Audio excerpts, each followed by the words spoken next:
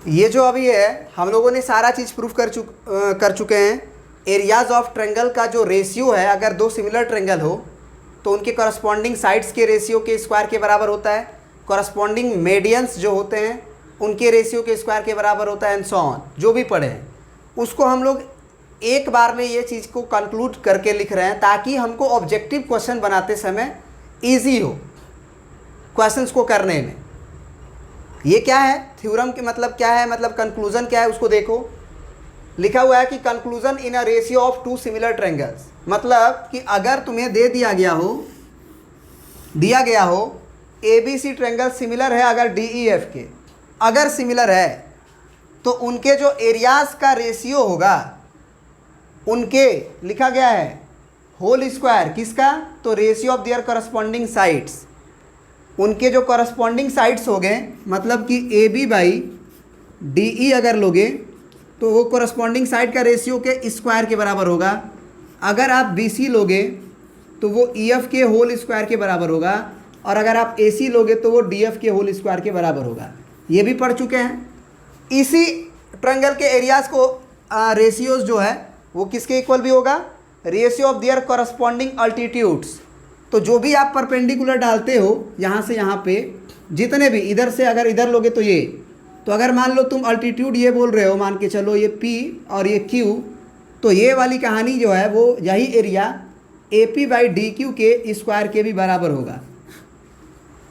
साथ ही साथ और भी बहुत सारे होंगे, क्योंकि ये वाला अल्टीट्यूड भी लोगे तो उसका करस्पॉन्डिंग ये होगा, तो वो करस्पॉन्डिंग अल्टीट्यूड के स्क्वायर के बराबर होता है। बस इतना याद रखेंगे। तीसरा रिजल्ट है आपका कि ratio of their corresponding median, जो करस्पॉन्डिंग मीडियन होगा उसका रेशियो लो और उस पर स्क्वायर करो।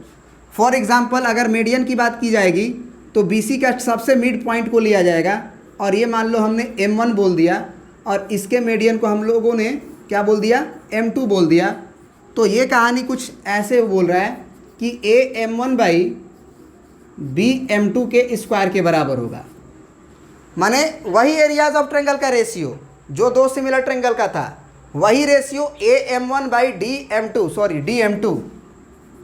DM2 के स्क्वायर के बराबर होगा। और अगर मान लीजिए कि कोई अगर एंगुलर बाइसेक्टर है, मान के चलिए कोई भी एंगुलर बाइसेक्टर, मान लो इसमें से कोई भी, तो जो एंगुलर बाइसेक्टर होगा उसके भी करस्पॉन्डिंग साइड्स के जो बाइसेक्टर्स होंगे एंगुलर, उसके भी स्क्वायर के बराबर होगा। तो मोटा मोटी आप ये तो समझ गए कि सारा चीज़ जो है एरियाज ऑफ ट्रायंगल बराबर होते हैं। तो यहाँ से आप ये भी तो बोल सकते हो कि अगर सारा का LHS बराबर है तो सारा का RHS भी बराबर होगा। तो सबका LHS तो एरिया ऑफ ट्रायंगल ABC और एरिया ऑफ ट्रायंगल DEF है। मतलब क्या हुआ कि करस्पॉन्डिंग साइड्स का जो स्क्वायर का रेशियो बराबर आ रहा है वो करस्पॉन्डिंग अल्टीट्यूड्स के रेशियो के भी बराबर आएगा स्क्वायर के, और वही करस्पॉन्डिंग मीडियंस के रेशियो के स्क्वायर के भी बराबर होगा, और वही करस्पॉन्डिंग क्या एंगुलर बाइसेक्टर्स के रेशियो के स्क्वायर के भी बराबर होगा। तो अगर स्क्वायर को हटा दिया जाए, क्योंकि सब पे तो स्क्वायर ही है, यानी कि करस्पॉन्डिंग साइड्स का रेशियो करस्पॉन्डिंग अल्टीट्यूड के रेशियो के बराबर होगा, करस्पॉन्डिंग मीडियंस का रेशियो करस्पॉन्डिंग साइड्स के स्क्वायर के बराबर होगा, करस्पॉन्डिंग एंगुलर बाइसेक्टर्स का रेशियो भी उसके बराबर होगा। मतलब सब का सब आपस में बराबर हो जाएगा। बराबर मैंने साइड लेंथ बराबर नहीं, उनके रेशियोज बराबर। याद रहेगा ये बात। मतलब दो सिमिलर ट्रायंगल हुआ तो अगर अल्टीट्यूड्स और एंगुलर बाइसेक्टर में भी कंपेयर किया जाएगा तो वो भी रेशियो बराबर ही निकलेगा। मीडियंस और एंगुलर बाइसेक्टर्स में भी कंपेयर किया जाए तो वो भी बराबर ही निकलेगा। साइड्स और अल्टीट्यूड्स में कंपेयर किया जाए तो उनके भी रेशियोज बराबर ही होंगे। बस शर्ते ध्यान ये रहे कि कॉरस्पॉन्डिंग अल्टीट्यूड्स होने चाहिए। जैसे AP1 बोले तो DQ होना चाहिए। ये नहीं कि आप यहाँ से आप अल्टीट्यूड डाल दिए, मान लो K डाल दिए तो AP1 का कॉरस्पॉन्डिंग EK ले रहे हो ना। AP1 का कॉरस्पॉन्डिंग आपका DQ ही होगा। अगर आप EQ को कॉरस्पॉन्डिंग बनाना चाहते हैं तो आप यहाँ से बनाइए, यहाँ से बनाइए। और अगर आप इसे मान लो क्या बोल रहे हो, मान लो N बोल रहे हो, तो BN जो है वो EK के रेशियो के बराबर होगा। तो क्या ये बात समझ में आ गई? तो ये याद रखिएगा। अब सुनो एक और बात, बहुत महत्वपूर्ण बात। ये महत्वपूर्ण बात यह है कि कभी कभी तुम्हें क्वेश्चंस में क्या दिया रहेगा, कॉरस्पॉन्डिंग साइड्स के रेशियोज के जगह पे तुमको, मतलब चलो इसको तो जान ही चुके हैं, इसके रेशियोज पूछने से अच्छा है वो ये रेशियो नहीं पूछ के वो AB/DE का रेशियो पूछेगा और कहेगा कि हम एरियाज़ का रेशियो दे दिए। एरियाज़ का रेशियो वो दे देगा, कहेगा कि एरियाज़ का रेशियो 1/4 है। तो आप बताओ कि उनके कॉरस्पॉन्डिंग साइड का रेशियो क्या होगा। तो कॉरस्पॉन्डिंग साइड्स का रेशियो के लिए जो स्क्वायर है उसको इधर भेजना पड़ेगा ना। जैसे ही इधर भेजोगे तो ना AB/DE निकलेगा, नहीं तो स्क्वायर के साथ निकलेगा। तो अगर तुमको ये कभी भी साइड का रेशियो पूछा जाए तो एरियाज़ के रेशियो में क्या लगा दोगे, अंडर रूट, यानी कि 1/2। क्या बात समझ में आया। कॉरस्पॉन्डिंग अल्टीट्यूड का भी रेशियो पूछा जाएगा तो एरियाज ऑफ ट्रायंगल में आपको अंडर रूट लगा देना है। कॉरस्पॉन्डिंग मीडियन का भी रेशियो पूछा जाए, अगर एरियाज का रेशियो दे दिया जाए तो अंडर रूट लगा देना है। तो आपको मोटा मोटी याद क्या करना है कि अगर एरियाज ऑफ ट्रायंगल का रेशियो देगा और साइड का रेशियो पूछेगा, चाहे अल्टीट्यूड्स का रेशियो पूछेगा, चाहे एंगुलर बाइसेक्टर का रेशियो पूछेगा, चाहे मीडियंस के रेशियो पूछेगा, उसके लिए आपको इसमें अंडर रूट लगाने की ज़रूरत है। अंडर रूट लगाते वो निकल जाएगा। बात समझ में आया। इन फ्यूचर आप भूलते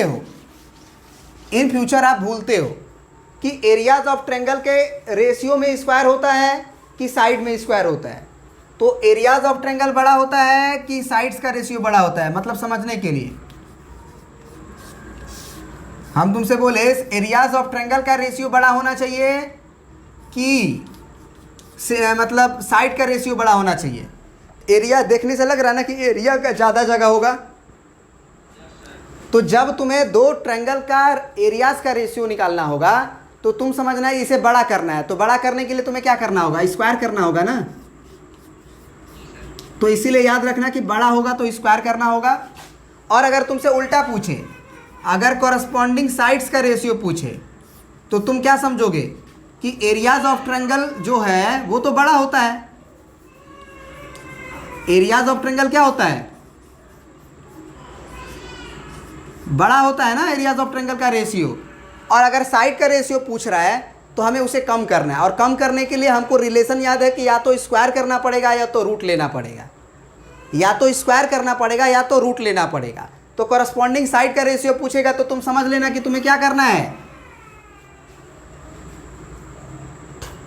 रूट ले लेना है। किस में, एरियाज ऑफ ट्रायंगल में, क्योंकि आपको मालूम होगा ना कि ये स्क्वायर को इधर भेजेंगे तो अंडर रूट ले लेगा। तो हम इसलिए ये याद करने के पॉइंट ऑफ व्यू से बताया, क्योंकि अगर तुमसे साइड का रेशियो पूछेगा तो तुम सोचोगे कि एरियाज ऑफ ट्रायंगल का रेशियो दिया रहेगा तो उसमें स्क्वायर करे कि अंडर रूट ले। और बहुत बच्चा क्या करता है कि वो स्क्वायर कर देता है। अरे भाई साइड का रेशियो एरियाज के रेशियो से कम होगा तो अंडर रूट लेना पड़ेगा। याद रखने के पॉइंट ऑफ व्यू से अगर तुम उसको स्क्वायर कर दिए तब तो ये और बड़ा हो जाएगा ना फिर। तो ये रिलेशन को आप याद रखना, केवल साइड के साथ ही नहीं, अल्टीट्यूड के रेशियो के भी साथ, मीडियन के रेशियो के भी साथ। अगर तुमको एरियाज ऑफ ट्रायंगल का रेशियो दे तो उसमें अंडर रूट करना, और अगर तुम्हें साइड का रेशियो दिया हुआ हो और एरियाज का रेशियो पूछे तो उसे स्क्वायर कर देना। चाहे मीडियंस का रेशियो दिया हो तो स्क्वायर कर देना। और अगर मीडियन का स्क्वायर पूछे, मीडियंस के रेशियो पूछे, तो मीडियन का रेशियो पूछने का मतलब वो मीडियन का रेशियो और एरियाज ऑफ ट्रायंगल का रेशियो दिया रहेगा, तो एरियाज ऑफ ट्रायंगल के रेशियो में आप अंडर रूट ले लेना। आई होप कि पूरी तरह से आप समझ गए होंगे। अब क्वेश्चंस करेंगे तो और ज़्यादा क्लियरिटी आएगी, ठीक है ना। तो आज इतना ही, ऑब्जेक्टिव क्वेश्चंस के लिए आप तैयार रहो। Thank you.